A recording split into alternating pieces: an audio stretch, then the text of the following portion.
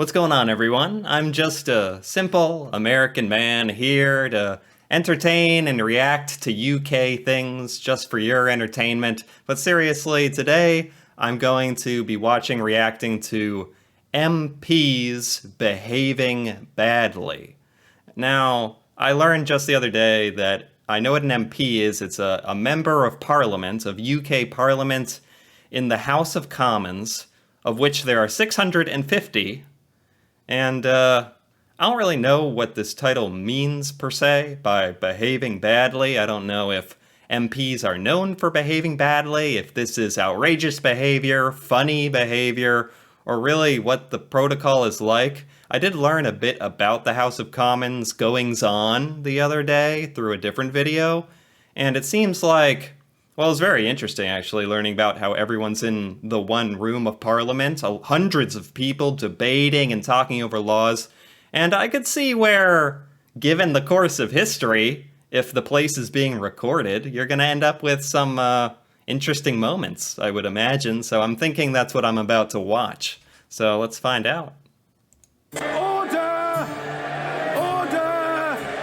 Order! Now, I learned who this guy is. I don't remember exactly who this man is, but this is the Speaker, and his job is, among many things, to shout order and try to keep order in the House of Commons. So I guess when you have MPs behaving badly, whatever that means, it's kind of his job to jump on it and try to stop it, control it, and maintain some kind of like cordial relationship with everybody, having constructive debate. Makes sense. Particularly in Stoke, where the Potteries community. I wish the Shadow Chancellor would occasionally shut up and listen to the answer. I don't know whether. Is that cool? Is that okay? They're looking, if that's the opposition, well, they're kind of laughing. I can't tell if everyone thinks that's funny or not. He just told them to shut up. A member of Parliament just told the opposition to shut up, but kind of in a joking way. It makes me think this kind of stuff probably goes on. I'm positive this kind of stuff goes on in the American government, on the debate floors in our own government, in our Senate, and our House of Representatives. This kind of stuff definitely happens, so at least this seems like everyone's kind of getting a kick out of it, thinking it's funny. I don't know quite how out of line this is. Order! Other members can now follow the Prime Minister's advice to the Shadow Chancellor. We need a bit of order. The Prime Minister. I may be alone in finding him the most annoying person in modern politics. Whoa! Anyway, I'm sure. No. Okay, so this dude just doesn't, he's over it. He doesn't really care. He's trying to burn someone, call out someone. He's calling an individual who's there, I assume, the most annoying person in politics. So I'm guessing there's no attempt at saving face here. He's perfectly fine with insulting this individual. I've got a feeling the leader of the opposition will one day agree with me, but there we are. I asked him a very important question about the windfall he received when he wrote off the mortgage of the premises in Notting Hill, and I said to him he didn't write off the mortgage of the one the taxpayers No were idea what helping he's to talking pay about, for by the at way. Oxford. I didn't receive a proper answer then. Maybe Dodgy Dave will answer it now. Dodgy Dave? And by the way, Dodgy Dave. I mean, that's kind of a zinger. Oh, they're throwing their hands at him. They're booing him. Order! Oh, I commented on this earlier. The Speaker, this guy has like a cadence, a way of speaking that goes like kind of well with his role because it kind of punches through everyone's voice. He's a little, I don't know, sassy himself. He's like, he has to be able to repeat himself and be heard and actually command some respect because it's basically up to him to get everyone to calm back down. Order. I must ask Chuck him out. They're saying chuck him out, throw him out. I wonder if they actually does it get to that? If someone is outright calling people names, can you get thrown out? I could see where it could like get to that point. Gentlemen, order. Don't require any assistance from some junior minister. An absurd proposition. What? Now the speaker is burning this junior minister or whatever who was trying to kind of help him. Man, everybody's just trying to burn everybody. Like, I don't know if that was kind of a little ego thing or what, but I don't know. Maybe he just feels like he doesn't need any help and he commands respect. And he didn't like that guy trying to help him. I invite the honourable gentleman to withdraw that adjective that he used a moment ago. He's perfectly capable of asking his question without using that word. It is up to him, but if he doesn't wish to withdraw it, I can't reasonably ask the Prime Minister to answer the question. All he has to do is withdraw that word and think of another. Sorry? Sorry? Is this normal? He's being a little cheeky here. He's not trying to be funny, though, or maybe he is, I can't really tell. But he's also actually presenting an option for this guy to withdraw his insult, rephrase it, and then they will entertain the question. Like, it's funny that he's even giving him that opportunity, although it kind of makes sense. It's just, he already insulted the man, so any withdrawal of it is going to seem a bit insincere, I would imagine. I think he knows the word beginning with D and ending in Y that he inappropriately used.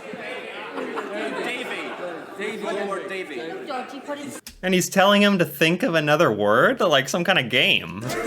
Withdraw. I know what you're talking about. Very simple. Withdraw.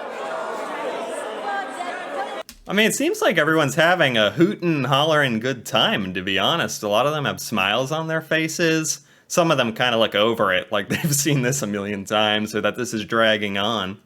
This man has done more to divide this nation than anybody else. He's looked after his own pocket. I still refer to him as Dodgy Dave. Oh, whoa! Do what you like. Hey, whoa! He didn't retract it at all. He doubled down on it. Dodgy Dave. I don't know any of these people. These are UK politicians. I'm really not familiar with any of them. So I don't know who Dodgy Dave is or if that's kosher to say. But this man here is sticking to his guns. It's funny. I was also noticing they keep everyone in very close proximity, very close together, where at least when they're arguing and calling each other names and debating, getting fired up, they're right in each other's faces, pretty much. That is just not something you would ever in a million years see in a US debate room. Most of the time they keep them quite separated. I mean, very separated. There can't be any feeling of aggression, hostility physically, but obviously verbally that's okay. But a lot of time they're not making eye contact. The politicians debating in the US, they're just calling each other's names, kind of like this, but not nearly as funny or clever as this. Not as subtle, although Dodgy Dave is not very subtle, is it? Also, we don't say dodgy, really, in America, so I'm not quite sure. Is that... I mean, the speaker told him to retract that word. Is the word dodgy like a serious insult? Because I don't think anything of that word. It means nothing to me. It means like shifty, like untrustworthy. Just, it's not an insult anyone in the U.S. would care about. But here, they seem to be taking it quite seriously. So I wonder if that word actually carries more weight in the UK than I know. Maybe. Order. I'm sorry. I must ask the honourable gentleman to withdraw the word. Very well. He's asking him to withdraw it again. Would it even really matter at this point? Under the power given to me by Standing Order number 43, I order the honourable member to withdraw immediately from the House for the remainder of this day's sitting. Oh. So he's getting kicked out. He's getting kicked out, and he's, he accepts it. He officially, he wouldn't retract it. He's getting kicked out. He accepts it. He's leaving. I was just wondering if that's ever happened to anybody. And lo and behold, in the next minute, it happens to this guy. Is this a common occurrence? Are people calling each other's names like this very commonly? It gets to the point where I know they're fired up and passionate and believe what they're saying, but it gets to the point where when you're just name calling, it probably isn't as productive as it could be if they're trying to negotiate laws and bills and things. Just straight up leaning into your emotion and calling people names, although very, can be effective. It makes a big statement, especially since he would not retract it after being asked. That's a big statement. So I don't know. Maybe he expects that to be in like the paper the next day, and it's actually going to help his political career because he knows the press is going to publish that. So it's actually worth it to get kicked out. There's a million layers to politics, man. Very well. I think, David, debate to be resumed what day? What is this guy doing? What is that? Put it back. No. What is he doing? What is that? Is he allowed to pick that up? I mean, everyone's like, come on, man, put it back. They're not like tackling him to the ground like it's a sacred ancient artifact, although it kind of looks like one. I don't know what the symbolism of this staff, club, scepter thing is to the room or to Parliament, but I don't really understand what he's trying to do, but it's obviously a big statement. Okay, they're trying to take it from him now. No. Yeah. I don't know about that. He gave it up without much of a fight. I'm guessing that had a lot of symbolism behind it. I don't know what he grabbed there or what it meant to disrupt that from the table. But it's very interesting, to say the least. There's a lot of dramatic moments. Oh my goodness. Scotland's voices must be respected, Prime Minister. Prime Minister! I say to the right honourable gentleman, I think that the points that he made are the same points he's been making in response to my statements, regardless of the content of my statements for some time now. He talked about the economic analysis. We did publish an economic analysis of the proposals that the government had put forward. Oh. Are you allowed to...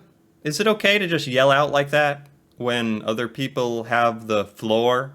When the speaker lets someone speak? Is it considered extremely rude or like a bannable offense to yell out like that? I would imagine so by their reactions. Order. There's plenty of scope for disagreement about what is true and what isn't true, but in fairness, I repeat the point that the person who has the floor must be heard. I mean, that's an important point, right? That's kind of the premise of open debate. So everyone has to have their chance to get their thought out in order for it to happen. The Prime Minister. Thank you, Mr. Speaker. Can I say to the right honourable gentleman... Oh, this is the Prime Minister? Is this... I am totally not up to date on that kind of stuff. I know a little bit about Boris Johnson. I know something recently happened where he is not the Prime Minister anymore. I'm not sure who this woman is, or if this is in the past, or if this is in the present. When was this video made? This is 2019. No way this woman is Prime Minister. She's an old Prime Minister before Boris Johnson, and now he's out. Okay, got it. That I think in his intervention from a sedentary position, he may have inadvertently misled the House on this matter. No. The government... Whoa! What happened? Order, forgive me, I didn't hear. Me neither. I didn't hear what was said. I didn't hear it either. I hope the word liar wasn't used, but order. Liar. Order. I'm perfectly capable of handling this matter with alacrity, and I shall do so. If that order. I didn't. Man, the speaker has his freaking hands full, man. He's saying order nonstop, probably 10,000 times per session if it's like this, but I can see why they need such a role. There's quite a bit of passionate debate happening. And, people calling names. This is absolutely something that would happen in the U.S. Politicians in different opposing parties have no trouble calling each other everything under the sun to make their point, to what end up in the newspapers, but I'd say the only difference is it doesn't come across as the room is not designed like this one. The design of the House of Commons is fascinating. How everyone is facing each other. It's so personal, and it just creates a different vibe, a different feeling. It's fascinating what it does, and it I mean, it seems like people are perfectly willing to yell out insults, knowing full well the repercussions, and that they're going to have to retract it or get kicked out. If that word was used without equivocation or qualification, that word must be withdrawn at once. At once. This withdrawn thing is interesting. How he asks them to withdraw the words they've said after. It's funny because they've already said it, It's in the record. It's out. People will know it's been said, and it almost seems meaningless to, okay, say you withdraw it. Of course, they don't really. They said what they said. I'm sure they meant it. So, but it is interesting that, like, legally or, protocol is for the speaker to ask them, request that they withdraw it, which makes sense. It keeps some sense of, cordialness, some sense of respect going, at least going through that motion. I agree with that. Order! If a member on the front bench used that word, I'm sorry, I'm not debating it, I'm not arguing, I'm not negotiating. That word must be withdrawn at once. Who was the person that used the word? Now it's all a hearsay. Because he didn't hear it. Order. He didn't see who said it. I'm advised, I admit I didn't see which member used it. I'm advised, I think on good authority, that word was used by the leader of the Scottish National Party. If so, I want the debate to continue, and it will. But if so, I simply ask the right honourable gentleman to withdraw that word. He cannot accuse another member in this House of dishonesty. Just do it, man. Withdraw it. Courtesy to yourself, I withdraw. For courtesy to yourself. No, there are plenty of precedents for that. I remember doing it once myself. What did he say? What did he say? He withdraws it, but he doesn't really mean it? Or what was the word? I need subtitles. Withdraw. In courtesy to yourself, I withdraw. For courtesy to yourself. Courtesy, that Scottish accent. I'm sorry. I would take absolutely zero offense if this gentleman couldn't understand me say courtesy, because courtesy, and courtesy for yourself. I couldn't understand that he was saying, okay. He's saying, I will withdraw it as a courtesy to you, the speaker, but I don't mean it. Like, I full well meant what I said, but as a courtesy, I'll withdraw it. And the speaker's okay with it. And he actually comments and is like, I've done that. I've done that before. I'm cool with that. So is that like a bias there? That he's cool with it? Could another speaker be like, no, you can't say it like that. You have to withdraw it and say you mean it? Very interesting. Very interesting details. No, there are plenty of precedents for that. I remember doing it once myself. And I remember a member of the Shadow Cabinet from West Bromwich once doing it. I have to watch a video on this guy, this speaker. He is a character. And I think one of the other videos I reacted to mentioned him being kind of, what was the word? Like, oh, it's on the tip of my tongue. Infamous. Infamous? Is this man infamous as a speaker? He's definitely not afraid to give his take, his hot take, and certainly has a speaker style that is all his own.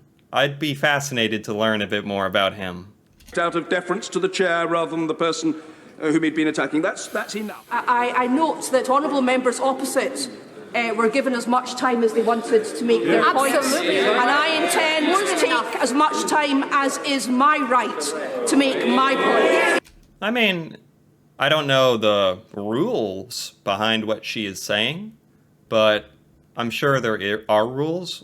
But she's making a fair point. She should get as much time to speak as the opposing party member did. That's the premise.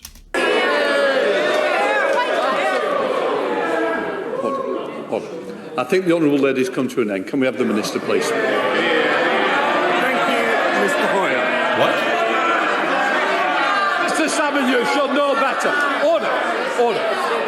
Wait, didn't she say she wanted as much time? Like she needed more time? She wanted more time? I don't know if she's just making a point. I don't know if she actually has more to say. But she wants more time. And this guy, who's maybe a speaker, is just straight up telling her, I think you're done. I think you're done. Is that what's going on here? Order. 1 second. A point of order, Mr. Salmon. It's quite clear that the Honourable Lady had not resumed her seat, sir. Being in the chair accords you many privileges, but you cannot reinterpret the wishes of an honourable member who is on her feet. Oh, this guy's kind of defending her, I think. Salmon. As the chair, I have the right to make decisions on this house. Just a moment. What I would say is, quite rightly, I wanted to bring the Honourable Lady in, which I did. When the SNP whip comes and gives me ask for me to give a couple of minutes to ensure that you've got another voice, which I did. I certainly don't expect advantages to be taken of the chair on the agreement that I made. That's the difference. So, if this is the speaker, he's basically saying, I said I'd give her a few minutes and she had her minutes. And that's how it is. If he has absolute final say, this is why you need so much trust and respect in whoever the Speaker of the House of Commons is. Because he controls, that individual, I should say, controls the debate. And that is everything. That's how fundamentally a lot of things are going to be decided by who gets to speak. So I don't know who's right or wrong here. I definitely can't comment on that, but I'm just making an interesting observation about the power dynamic and the importance that the speaker is impartial or fair, kind of like a judge in a courtroom. Thank you, Mr. Hoyle. Thank you, Mr. Hoyle, and thank you for the chairing of this debate. Mr. Salmon. Oh, Mr. Wishart, calm down. Just a side note, one thing I do love that I've come to love about UK Parliament, House of Commons, I love their passion. At times they are aggressive, at times there are name-calling, but I appreciate honest-to-God passion in what they're fighting for. They're different ideals, they have different opinions, different ideals that they're fighting for. But if I saw more US politicians kind of acting like this, now they would also have to carry a message that is supportable, that makes sense, that is like, but with this kind of passion behind it, you can't help but respect it. That you can't help. Very respectable. It's a very serious matter. It's so serious that I want to hear what the minister's got to say. In response to where we are. I think it's very serious. I want to hear it. Well, this is a hugely important debate. So he's ruling that the other party member is going to get to talk. Order! Mr. Salmon, can you just clarify something for me? To speak 30 minutes. 30 minutes. They are not letting this go. They're not letting this go. Mr. Salmon, Forced your colleague to sit down. Absolutely. temperatures are running quite high. Yeah. We need to just calm it down. Yeah. In fairness, I've been very generous in coming into the chair. Mr. Wishart, we don't need any extra help just for the moment. Can I just say, They have to say that a I want lot. to hear, and you would There's always people trying to add to it, and like even if they're agreeing with him, they're like, okay, I don't need any help. I got this. expect to hear what the minister's got to say in response to the opening speeches, which I believe you would have wanted answers to. Now, the fact is, I believe this House also wants to hear what the minister's got to say. The last thing I wanted to do was take up the time on points of order, because in the end, we'll not hear what the minister's got to say. Now, I understand you may have used some unparliamentary language to me. I'm sure that's not the kind of person that you are, and I'm sure you didn't. I'm saying, I don't know. No, I didn't. I'm saying, I'm sure it wasn't the case. That's what I said. I didn't. Is he saying I'm doing you a favor? You used some unkind language towards me, but I'm gonna look the other way. Is this his way of trying to like create a little peace or something? Throw them a bone? I might be totally wrong. That's just what I thought I heard him say. Accuse you far from it. Now then, what I want to do is let's get the minister on his feet. Mr. Hoyle, thank you, Mr. Hoyle. And we've heard from all four corners of the United Kingdom. They're still not letting him speak. Everyone who has spoken in this debate agrees Okay. on the importance of engaging closely with the devolved administrations and legislatures as we embark upon the forthcoming negotiations. I have to say, I have great respect for you as a chair, but I hope you can understand the frustration that we all feel that only 2 SNP MPs have been called in this debate, which is important to the future of Scotland and our position within Europe. And I'm asking what you... So his point... Okay, he's saying the Scottish representatives during this meeting have not been called upon, at least proportionally. And he's fed up. And he's like, hey, I'm going to keep interrupting. I'm going to keep pointing out that we are not getting called upon to speak. I don't know if he's correct or not, but I get now where he's coming from. You can do to make sure in this debate that the voice of the people of Scotland is heard correctly. It has not been heard this evening to the extent that it should. Can I just say to you, I walked into the chair, I've tried to ensure there was a second voice, which we're listening to. That's what I agreed to, and that's what I've done.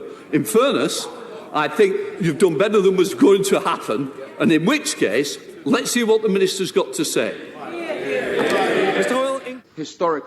Wow, that went on for a while. Wow. I mean, passions run high in the House of Commons, and I don't mind it. They have been vexed about how to pay for the EMA scheme. Madam Deputy Speaker, if we are to have a credible debate...